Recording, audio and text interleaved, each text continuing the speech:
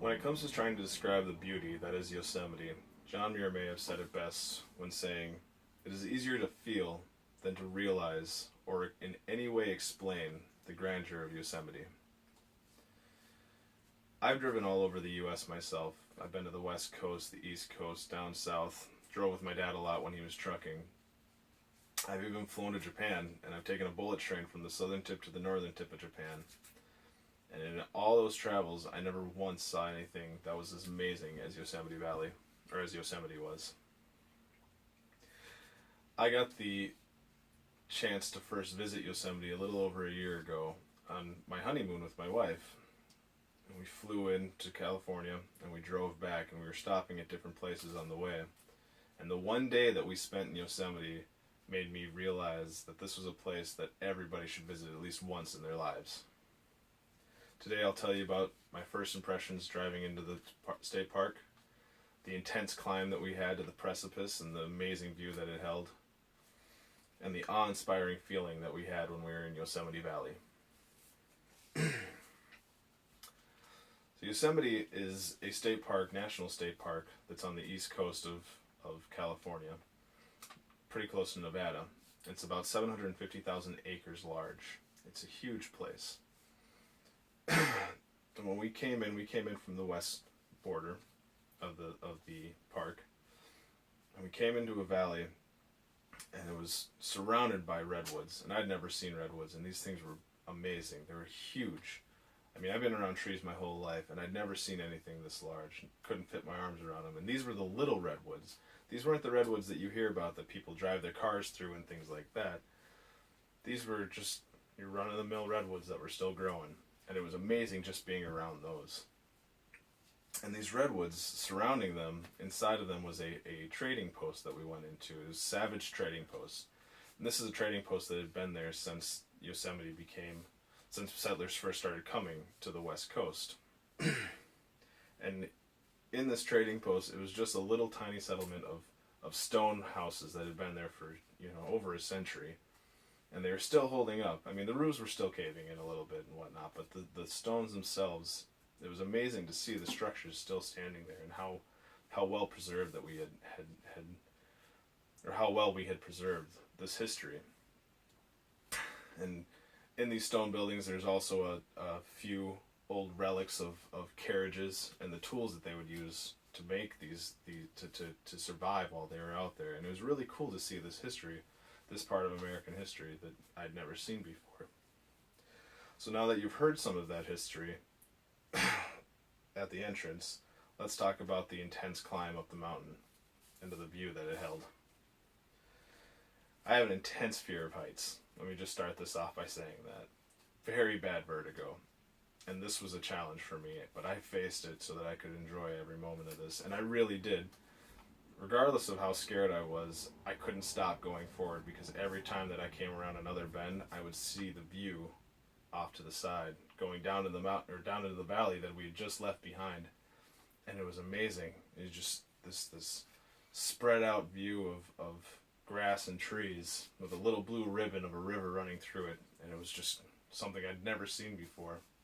So we continued to climb with this cliff face on our right hand side climbing up above us, and treetops to our left hand side, and nothing else.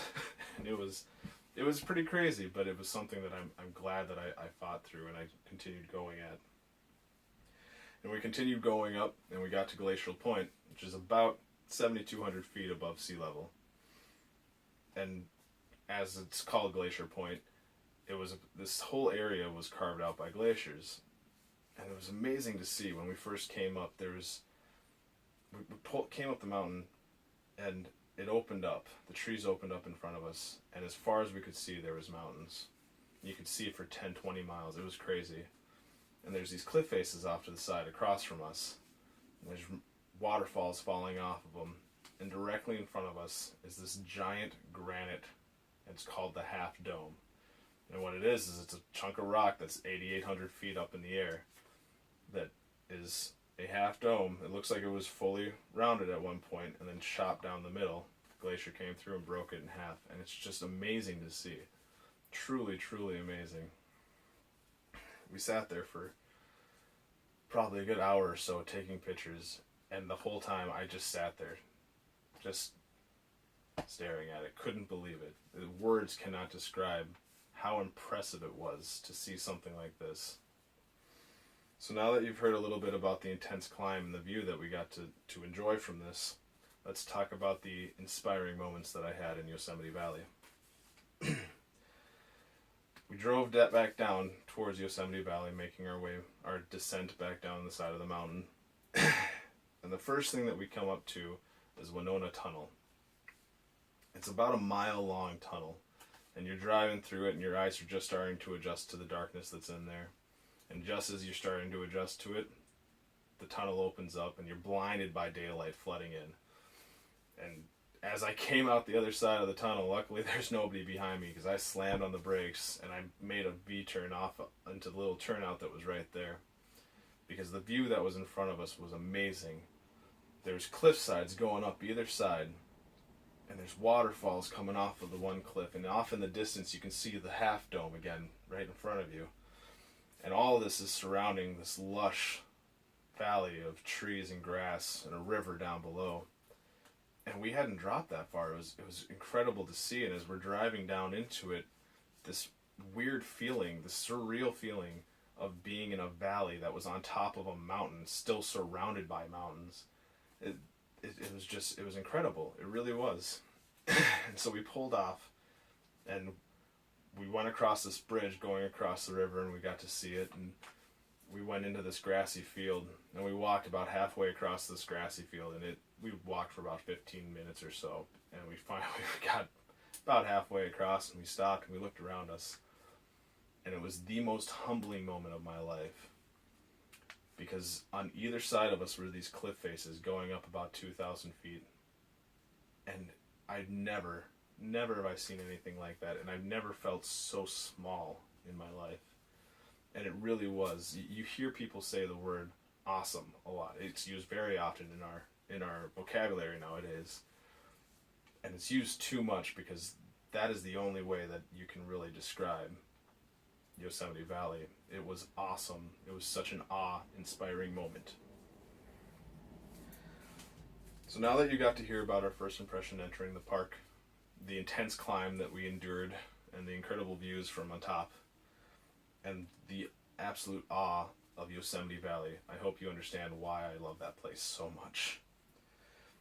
With the rich history alone, it's a great place that I think most people should visit. But the superb views and everything that is involved there, I really feel that everyone should go there at least once in their lives. John, I know myself, I will definitely be going back there. And as John Muir once said, also, the mountains are calling, and I must go. Thank you.